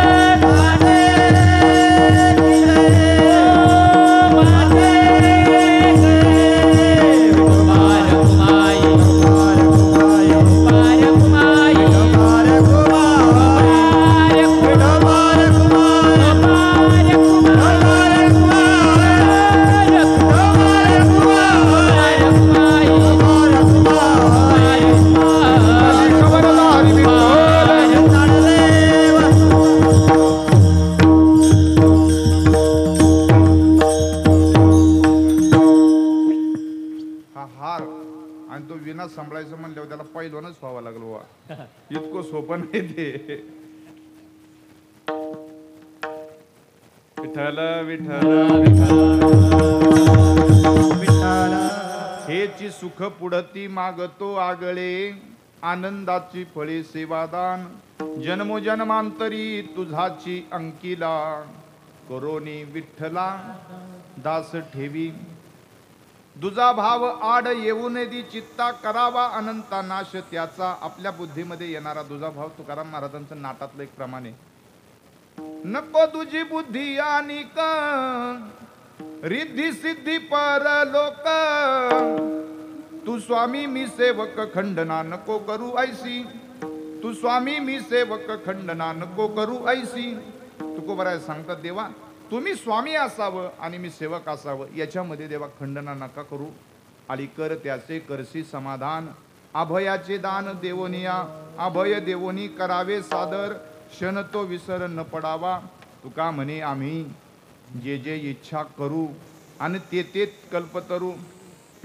कल्पतरूच्या खाली बसल्यानंतर सगळं मिळतं असं म्हणतात. आहे का तुमच्याकडे एखादं झाड गेला असतो आपण सगळेच त्याच्या खाली. जसं माऊली सांगतात ना हिवराची दाट सावली सज्जनी जैसी वाळली पुण्य डावलोनी गेली अभक्ता. ते हिवराच्या दाट सावलीला आपण कधीच बसायचं नसतं. आपली बुद्धी भेद होतो, बुद्धी खराब होते. माऊलींनी केव्हा चिंतन केलं असेल पा ज्ञानेश्वरीमध्ये. तसं कल्पतरूच्या झाडाखाली गेल्यानंतर आपण जर म्हटलं एक जण कल्पतरूच्या झाडाखाली गेला तो म्हणला काय गार हवा सुटली पाहिजे आता. लगेच गार हवा सुटली. तो म्हणला एवढ्या गार हवेमध्ये जर चांगलं पंचपक्वानाचं सुंदर जेवण जर मिळालं त्याच्यासमोर ताट आलं पंचपक्वानाचं जेवलं मस्त. तो म्हणला इतकं जेवण आलं. लगेच या झाडाखाली अशी जर गादी झोपायला असती तर लगेच गादी आली झोपलं ना ते.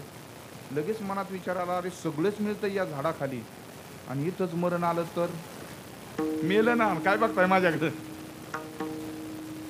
कल्पतरू सगळं देतो पण कल्पतरूला काय द्यावं आणि काय दिल्यानं काय होईल हे समजत नाही. त्या कल्पतरूलाही निर्माण करणारा कोण आहे?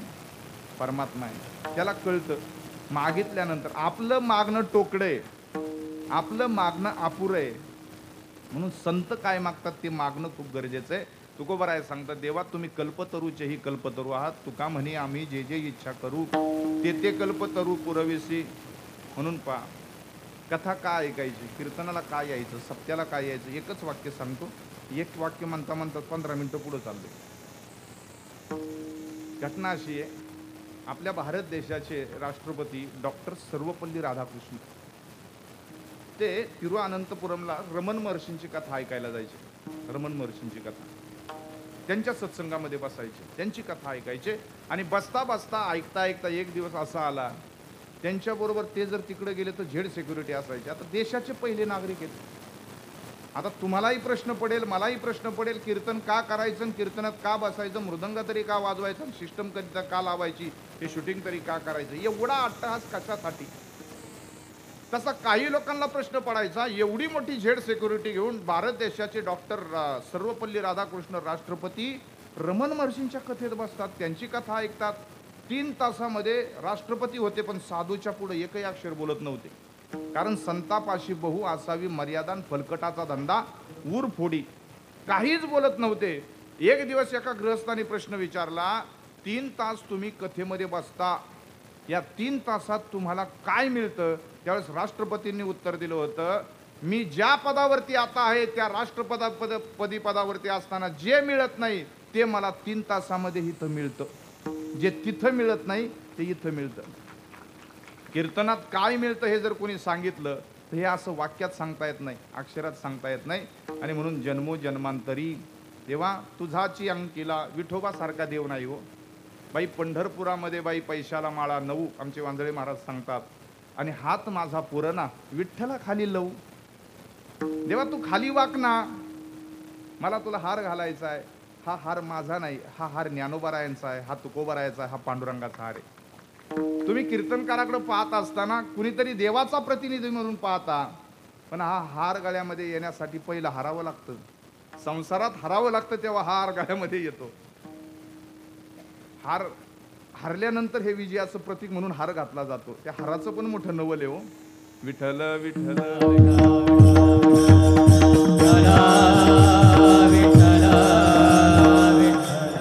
उदंड पाहिले उदंड ऐकिले उदंड वर्णिले क्षेत्र महिमे ऐसी चंद्रभागा ऐसे भीमा तिरंग ऐसी चंद्रभागा ऐसे भीमा तिरंग आईसा विटेवर. आमच्या एका माता भगिनीचं मत आहे, म्हणले हातातल्या खारका पाण्यातली द्वारका आणि विठोबा सारखा देवच नाही हो. आहे विठोबा सारखा देव कुठंच दिसणार नाही. तुका म्हणे आम्हा अनाथा कारणी, तुका म्हणे आम्हा अनाथा कारणे पंढरी निर्माण. आज आपण पनवेलमध्ये आजिवलीमध्ये नाहीच, आज आपण पंढरपूर मध्येच आहोत. हेच पंढरपूर आणि हेच स्वर्गाचं सुख आहे महाराज. याच्या इतकं स्वर्ग सुख दुसरं काहीच नाही. ज्ञानेश्वर माऊली ज्ञानराज माऊली महाराज ज्ञानेश्वर माऊली महाराज ज्ञानेश्वर माऊली ज्ञानराज माऊली महाराज ज्ञानेश्वर माऊली ज्ञानेश्वर ज्ञानेश्वर ज्ञानेश्वर माऊली ज्ञानराज माऊली. एक भजन आपण घेऊया तुकोबारायांचं. एक अर्धा मिनिटाचं संकीर्तन सगळ्यांनी करायचं, सगळं शूट होणार आहे. अर्धा मिनिटाचं तुकोबारायांचं भजन सगळ्यांनी आता मनापासून गायचंय, सगळ्यांनी म्हणायचंय. जे म्हणणार नाही ना त्याला त्याच्या शेजारच्याची शपथ आहे. आता म्हणतील सगळे. आता शेजारच्याला कोपर खळी द्यायची आणि गुट म्हणायचं आता. तुकाराम तुकाराम तुकाराम तुकाराम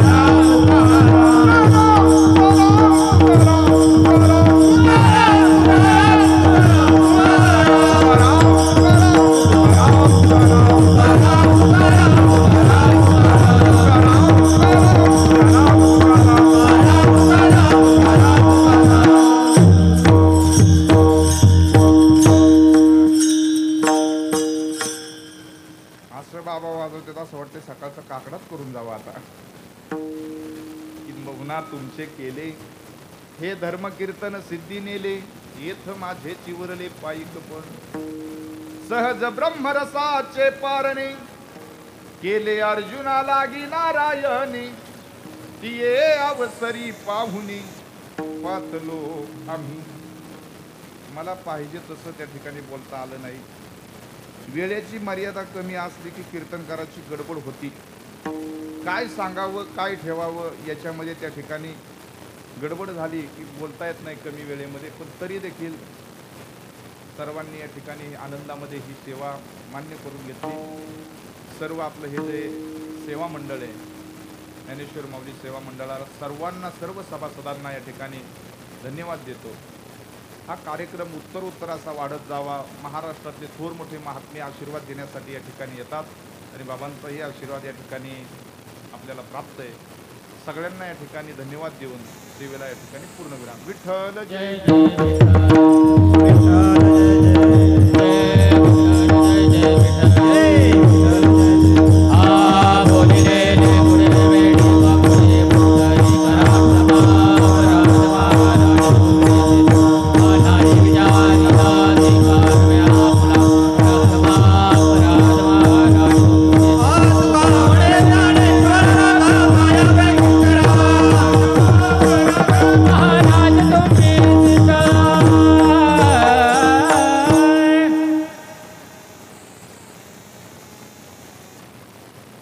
जोरदार टाळ्या होऊ दे. कशासाठी विचारलं नाही तुम्ही? उद्यापासून सगळ्या महिला पारायण करणार आहेत 25-25 ओव्यांचं महाराजांनी सांगितल्याप्रमाणे. पण कृपया उद्या काल्याच्या कीर्तनाला या. ताला झाल्यावर तुम्ही पारायणाला सुरुवात करा. म्हणून सांगितलं मी, तुम्ही टाळ्या वाजवा. आणि एवढं जरी तुम्ही केलं तरी आपला 11 वर्षाचा फल मिळाला हे समजू आपण. असो,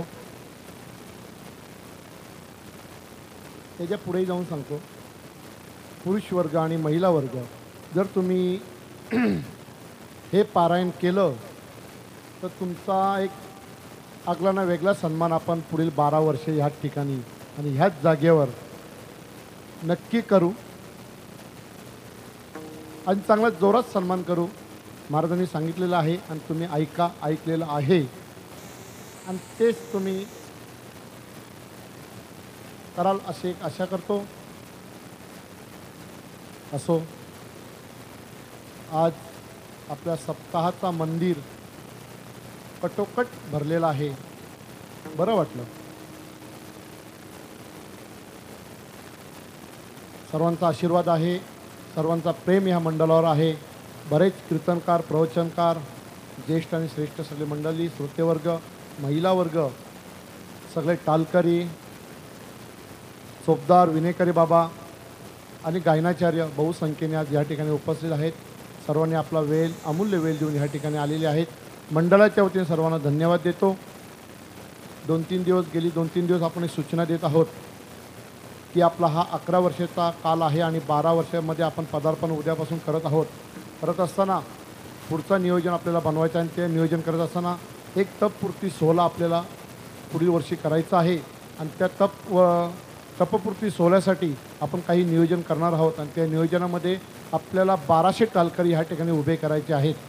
ह्यासाठी या ठिकाणी आलेले सर्व कीर्तनकार, प्रवचनकार असतील, ज्येष्ठ श्रेष्ठ मंडळी असतील, सगळे श्रोतेवर्ग महिलांमध्ये असतील, पुरुषांमध्ये असतील, सर्वांना हात जोडून विनंती करतो की पुढील 12 वर्षासाठी हा कार्यक्रम आपलाच आहे आणि आपण सर्व एक माऊलींची लेकरं आहोत आणि हा कार्यक्रम असंच आपल्याला पुढे न्यायचा आहे. बोलता बोलता एक तप पूर्ण होत आहे. या अनुषंगाने 1200 टालकरी ह्या ठिकाणी कसे उभे राहतील, आम्हीच प्रयत्न न करणार, तुम्हीही प्रयत्न त्यासाठी करायचा आहे. 12 मृदुंगमने रोजचे आपल्याला या ठिकाणी उभे करायचे आहेत आणि 8 दिवसामध्ये एक दिवस आपण असं करायचं आहे की 108 मृदुंगमने ह्या ठिकाणी आपल्याला आयोजित करायचे आहेत. म्हणजे कीर्तनाला असतील किंवा हरिपाठाला असतील, दोघांपैकी एक आपण तो नियोजन करणार आहोत. दुसरं, महिलांना 2-3 दिवस मी सूचना देत आहे, ज्या हरिपाठाला महिला उभ्या राहतात, ज्यांना आनंद लुटायचा आहे, ते एक साडीमध्ये सप्ताहाचे 2 दिवस आपण एक साडीमध्ये त्यांना पाहणार आहोत. म्हणून त्यांनी नाव नोंदणी इथे या ठिकाणी करायची आहे. उद्या असं नको व्हायला का नाव नोंदणी करायला त्या महिला लाजतील. पण पुढील वर्षी ज्यावेळी तुम्ही हरिपाठाला उभ्या राहाल तेव्हा तुम्ही 100 महिला बघणार, तुम्ही 4-5 महिला विदाऊट साडीच्या असाल तर तुम्हालाच काहीतरी वेगळं वाटेल. असं व्हायला नको, लाजू नका. तुम्ही तुमचं नाव नोंदणी इथं करा. नाव ह्याच्यासाठी की ती साडी सप्त्याच्या अगोदर तुमच्या घरी पोचली पाहिजे. मंडळाच्या वतीने तुम्हाला ती साडी मिळेल याची कृपा त्या सर्व महिलांनी नोंद घ्यायची आहे. हो, आणि दुसरा विषय म्हणजे आजच विषय झाला की पारायणला जी आपली मंडळी आहे बऱ्यापैकी असते, पण आपल्याला 12 वर्ष असल्यामुळे जास्तीत जास्त पारायणला इथे मंडळी आपल्याला जमवायची आहे. जे पारायणला लोक येतात त्यांनी प्रत्येकाने एक जरी बरोबर आणला आणि आम्ही अजून प्रयत्न करणार आहोत की पारायणला अजून लोक कशी वाढतील, वाचक मंडळी कशी वाढेल, हा आम्ही प्रयत्न करणार. त्याच्यासाठी तुमचं सर्वांचं सहकार्य गरजेचं आहे. तुम्ही सर्वांनी या सर्व कार्यक्रमाला सहकार्य कराल अशी आम्ही आशा बाळगून तुमचा आशीर्वाद आम्ही घेणार आहोत आणि तुमचा आशीर्वाद घेण्यासाठी आम्ही तुमच्या घरापर्यंत, तुमच्यापर्यंत आम्ही कमिटीला घेऊन पोचणार आहोत. धन्यवाद. उद्याची रूपरेषा अशी आहे आणि आजच्या झालेल्या कार्यक्रमाची रूपरेषा अशी आहे. हेची सुख पुढे मागतो आगले, आनंदाची फले सेवादान. त्या तुकाराम महाराजांच्या अभंगामधून हरिभक्तपरायण संतोषजी महाराज पायगुडे मुक्काम पुणे सुंदर असं त्या अभंगातून आपल्याला ज्ञानदान दिलेलं आहे. मंडळाच्या वतीने महाराजांचा धन्यवाद करतो. तसेच महाराजांचा सन्मान करतील आमचे सदस्य संजय भागीत अजिवले, हे महाराजांचा श्रीफल देऊन सन्मान करतील. त्याचा महाराजांनी स्वीकार करायचा आहे. कुठून आलं, कुठे झाले तुम्ही?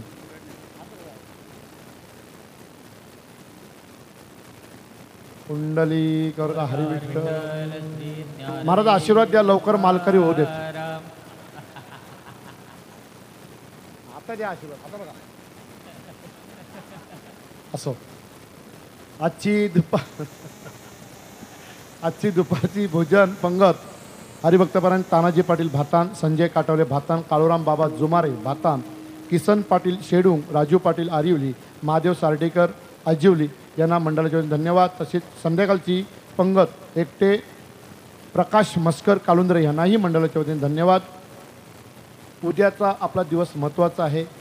आपला आज जे आपण 7 दिवस जे श्रम केलेले आहेत त्याचा महाप्रसाद उद्या आपल्याला मिळणार आहे. म्हणजेच काळा उद्याचा 8वा दिवस आणि काळेचा महाप्रसाद उद्या मिळणार आहे. पहाटे 5 वाजता काकडाती होईल. कुलस्वामिनी महिला मंडळ आरिवली, लक्ष द्या, कुलस्वामिनी महिला मंडळ आरिवली यांनी उद्या येऊन या ठिकाणी काकडाती सेवा करायची आहे. तसेच सकाळी 10 ते 12 वाजता काळेचे कीर्तन होईल. हरिभक्तपरायण श्यामसुंदर महाराज ढवले कर्जत नगर त्यांचं उद्या सुरूसावे काळेचे कीर्तन होईल. त्यानंतर महाप्रसाद होईल. याची कृपया सर्वांनी नोंद घ्यायची आहे. आपल्याला ज्ञात आहे 15 जानेवारी 2021 रोजी आपले सर्वांचे लाडके अण्णा हरिभक्तपरायण आदरणीय अनंतजी महाराज कारले मुक्काम नवीन पोसरी यांना दिल्ली येथे महाराष्ट्र राज्य पुरस्काराने गौरवण्यात आलेलं आहे. दिल्लीतून महाराष्ट्र राज्याचे पर्यावरण मंत्री रामदासजी आठवले साहेब यांच्या शुभ हस्ते त्यांना महाराष्ट्र राज्याच्या पुरस्काराने सन्मानित केलेला आहे. आपण सर्वांनी टाळ्या वाजवायच्या त्यांच्यासाठी. यापूर्वी तो सन्मान आपले शांतीब्रह्म आदरणीय दादा महाराज राणे त्यांना देण्यात आलं होतं आणि त्यानंतर आदरणीय गुरुवर्य गणेश सर यांना 8 वर्षापूर्वी हा प्रदान करण्यात आला होता. त्यानंतर आपल्या अण्णांना हा प्रदान करण्यात आलेला आहे. त्यानंतर विशेष सूचना, भक्तिवेदन गोशाळा आश्रम ट्रस्ट नानिवली या ट्रस्टतर्फे येत्या 12 जानेवारी ते 19 जानेवारी असा भव्य दिव्य नाम सप्ताह आयोजित केलेला आहे.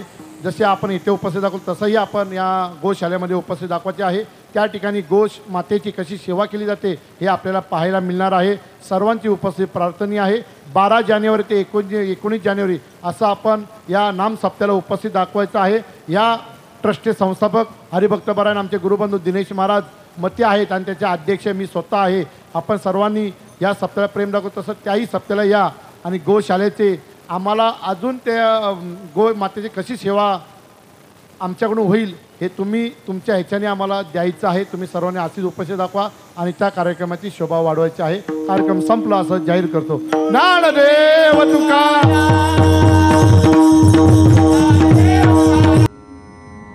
गोष्टी महाराज हे यूट्यूब चॅनल आजच सबस्क्राईब करा.